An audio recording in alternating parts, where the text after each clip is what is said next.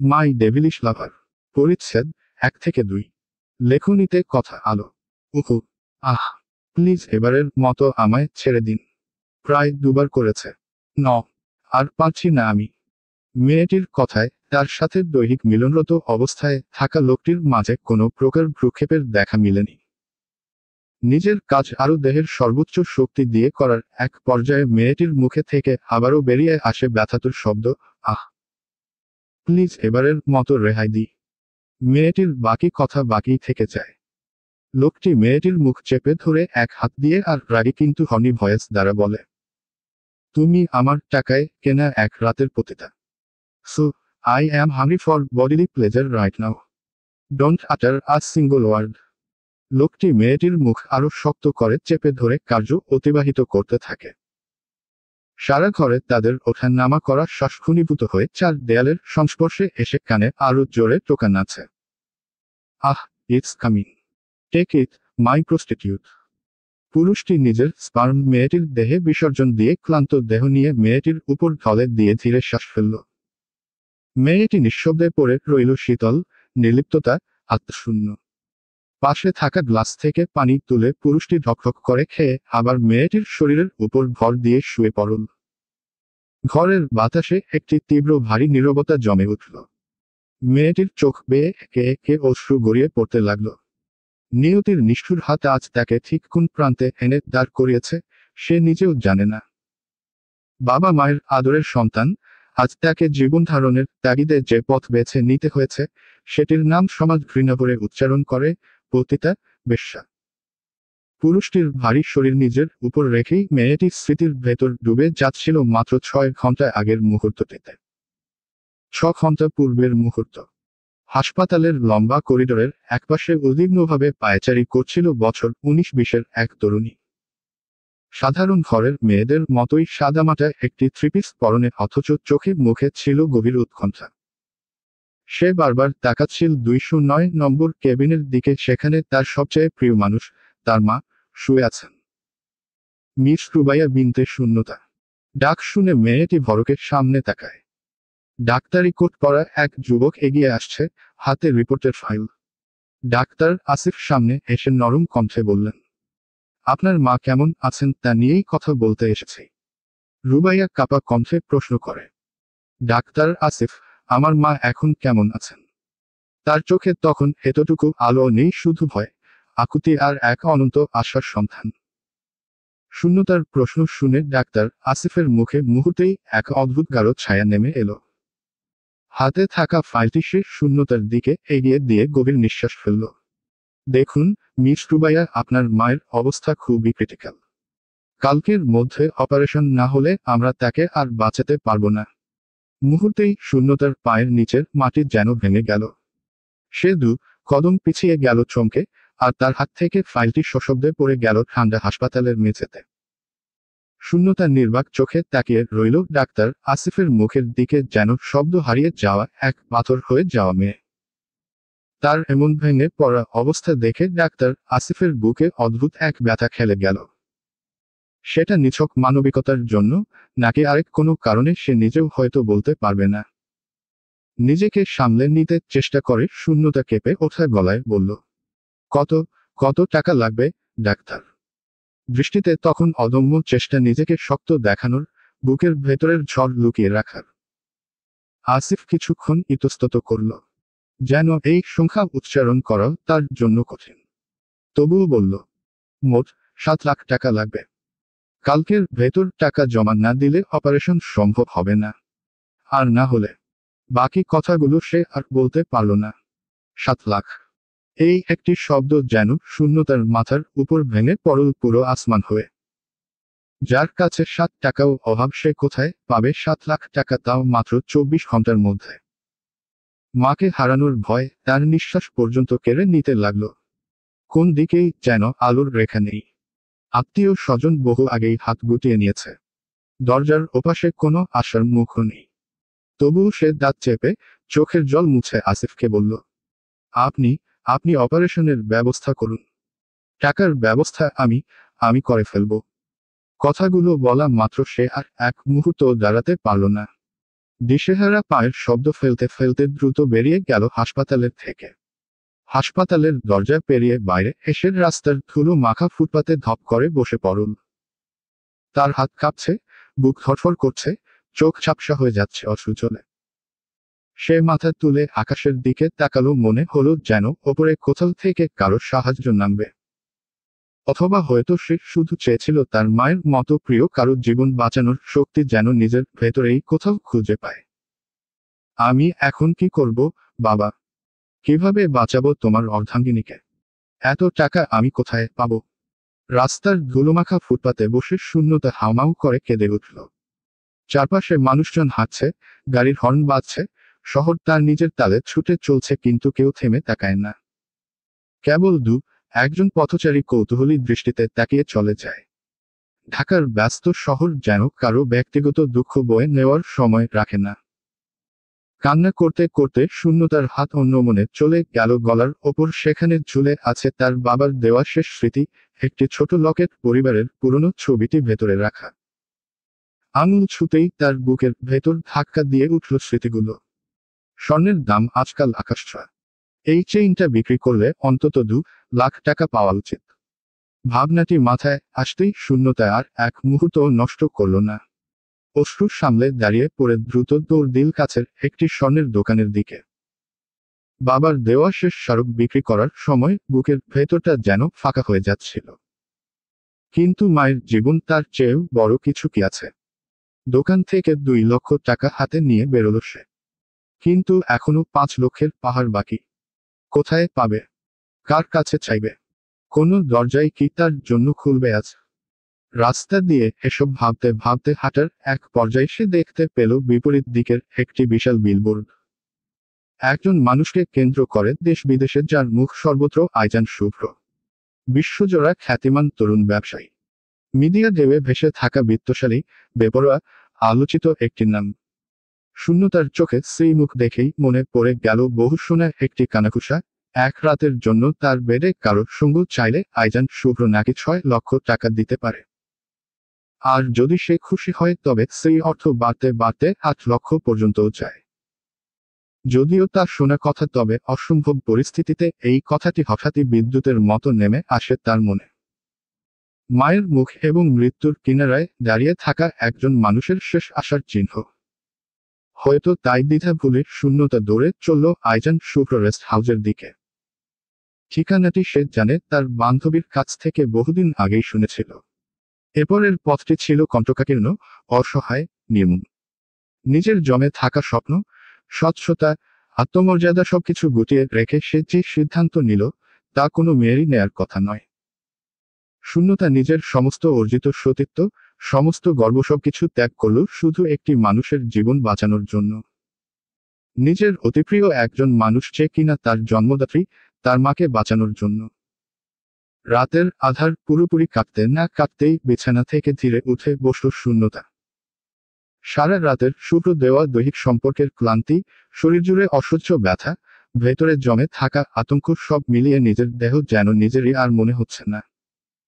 তবু সে নিজের যন্ত্রণাকে উপেক্ষা করে ধীরে ধীরে এগিয়ে গেল ওয়াশরুমের দিকে, মেঝেতে পড়ে থাকা গত রাতের পোশাকগুলো তুলে নিয়ে। সাদা বিছানার চাদরে এখনো রক্তের ছোপ ছোপ দাগ স্পষ্ট, যা কোনো শব্দ ছাড়াই বলে দিচ্ছে রাত্রি শূন্যতার জীবনে কেমন ঝড় বয়ে গেছে। ওয়াশরুমে পানি ছুতেই তার শরীর কেঁপে ওঠে। চামড়া জ্বলে উঠছে, কিন্তু যন্ত্রণার তুলনায় সেই জ্বালা যেন কিছুই নয়। দেয়াল ধরে বসে পড়ল সে ঝর্ণার নিচে, আর হঠাৎই অঝরে কান্নায় ভেঙে পড়ল। 2 হাত দিয়ে বারবার নিজের শরীর ঘষতে লাগলো, যেন কলঙ্কের স্পর্শগুলো মুছে ফেলতে চাইছে, যেন স্মৃতি মুছে যাবে, যেন রাতের অন্ধকার আর তাকে ছুঁতে পারবে না। এই কলঙ্ক কি কোনোদিনও মুছবে না? বহুক্ষণ পর ধীর পায়ে ওয়াশরুম থেকে বেরিয়ে এল শূন্যতা। চুল ভেজা, চোখ ফুলে ওঠা। দরজা পেরোয় মাত্র তার দৃষ্টি গিয়ে থামে বিছানার দিকে। সেখানে উপুর হয়ে নিশ্চিন্তে ঘুমিয়ে আছে আইজান শুভ্র। তার নিঃশ্বাস শান্ত, মুখাবয়ব প্রশান্ত, যেন রাত্রি তার কাছে একেবারে সাধারণ। কিন্তু শূন্যতার কাছে রাত্রি ছিল তার জীবনের সবচেয়ে নির্মম পরীক্ষা। মুহূর্তেই সমস্ত স্মৃতি আবার মাথায় ঝড় তোলে, আর সে মুখ ফিরিয়ে নেয়।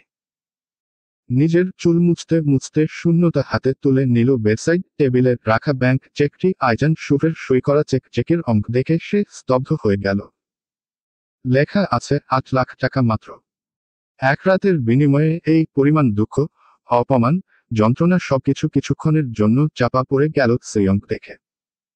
মায়ের অপারেশন, মায়ের জীবন, সবকিছুই এখন সম্ভব। ওড়নাটা কাঁধে ফেলে শূন্যতা দ্রুত দরজার দিকে এগিয়ে যায়। এক মুহূর্তও পিছনে তাকায় না। তার কাছে আজ শুধু একটাই সত্য, বাকিটা সে নিজেই হয়তো কোনোদিন ভুলতে পারবে না। অপারেশন থিয়েটারের সামনে স্থির দাঁড়িয়ে আছে শূন্যতা। কিছুক্ষণ আগেই শুরু হয়েছে তার মায়ের দীর্ঘ ও ঝুঁকিপূর্ণ অপারেশন।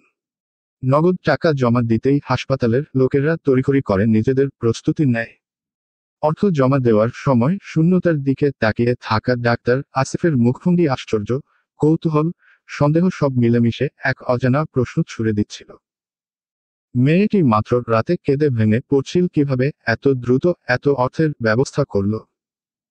2 ঘন্টার দীর্ঘ অপেক্ষার পর অবশেষে অপারেশন থিয়েটারের লাইট নিভে যায়। তার হৃৎপিণ্ড যেন থেমে আছে। দরজা খুলতেই সার্জনদের দল ফিরে বাইরে আসে। শূন্যতা দৌড়ে এগিয়ে যায় তাদের কাছে। আপনার মা এখন বিপদমুক্ত।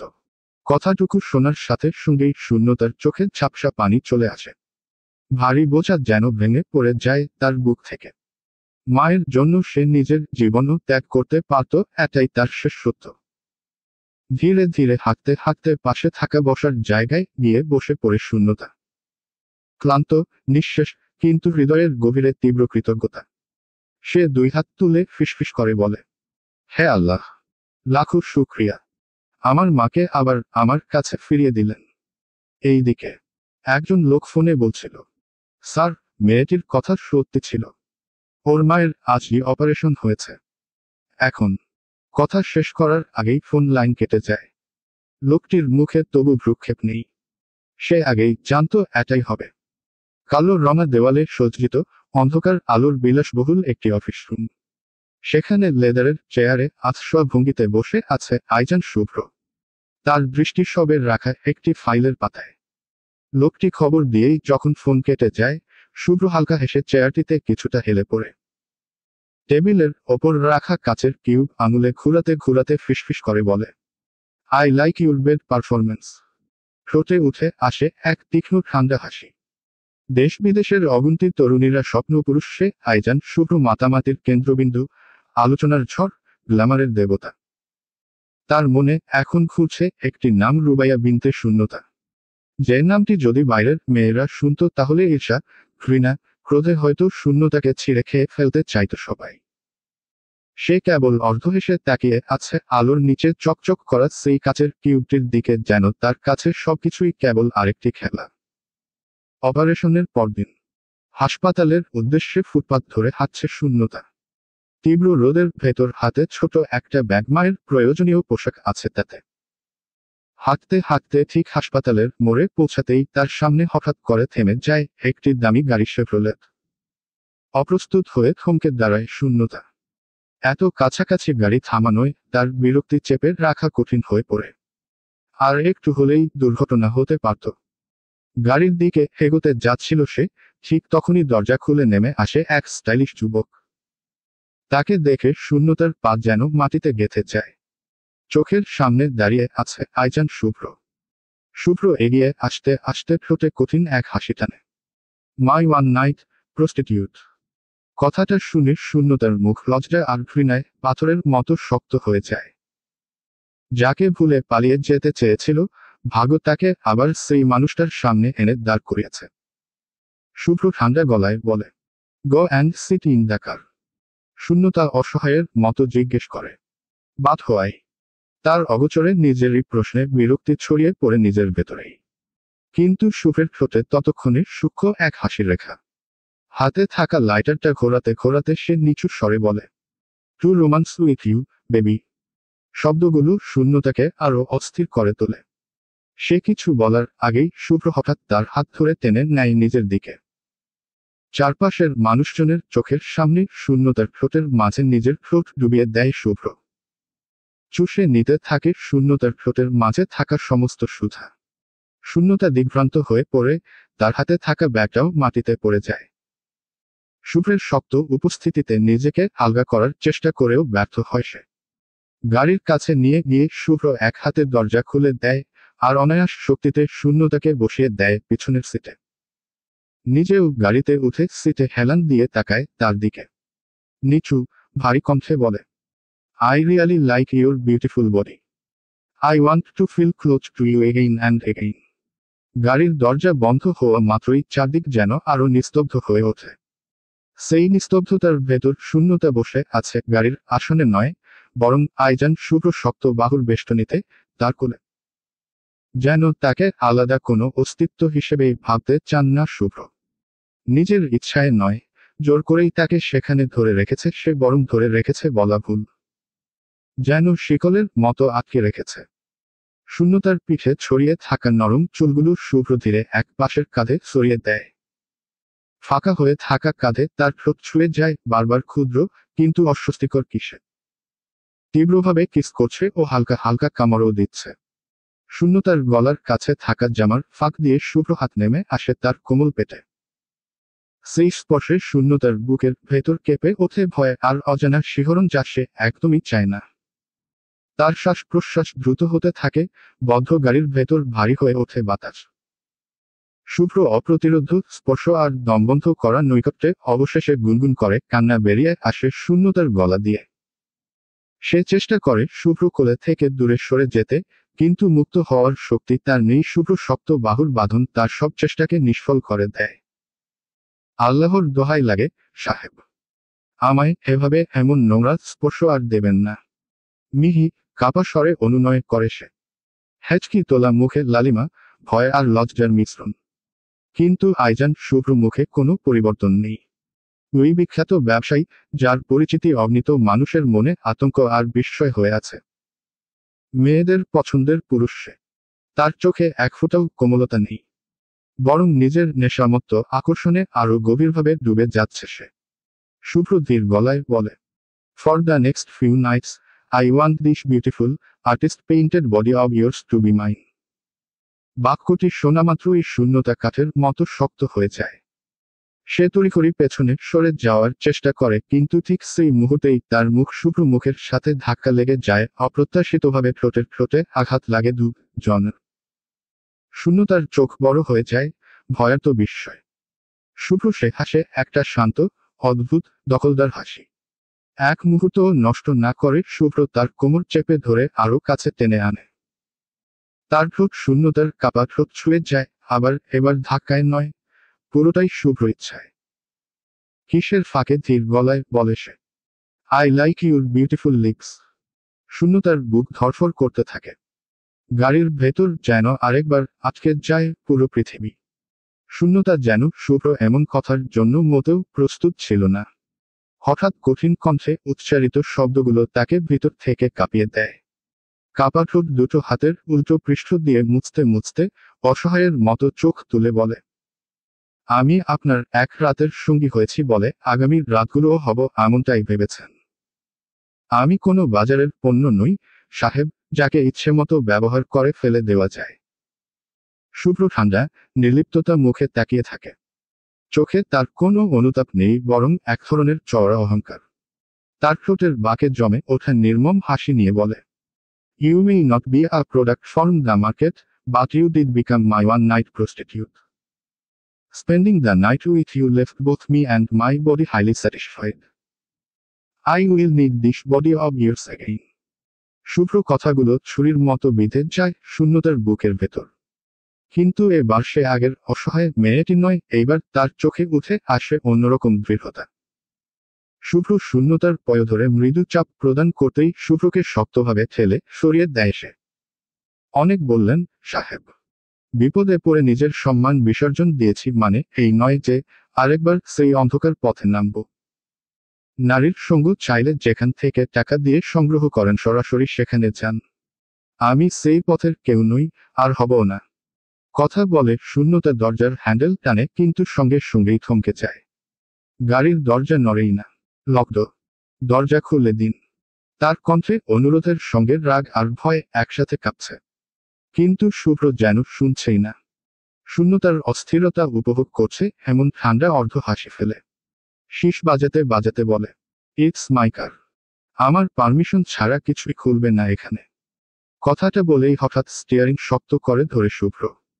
গাড়ি যেন পাগলা ঘোড়ার মতো সামনে ছুটে যায় বাতাস ফুরে, রাস্তা ছিঁড়ে, মাথা ঘুরিয়ে দেওয়া গতিতে। শূন্যতা ভয়ে নিস্তব্ধ হয়ে যায় এক মুহূর্ত। তারপর ঝাঁপিয়ে ওঠা হৃদকম্পন নিয়ে চেঁচিয়ে বলে, আমায় নামিয়ে দিন। বেহায়াপনারও সীমা আছে, সাহেব। কিন্তু শুভ্র যেন সব শব্দের ওপরে এক অদৃশ্য দেয়াল তুলে দিয়েছে নিজের চারপাশে। তার কানে কিছুই পৌঁছায় না। কালো শেভ্রোলেটটি ছুটে চলে ঠিক যেন কোনো যুদ্ধক্ষেত্রের দিকে ধেয়ে যাওয়া সৈন্যবাহিনী, যাদের একমাত্র লক্ষ্য শত্রুকে দমন করা। আর সেই দমবন্ধ করা খুনগুলোতে শূন্যতা বুঝতে পারে, আজকের রাত তার জীবনের মোড় ঘুরিয়ে দিতে পারে।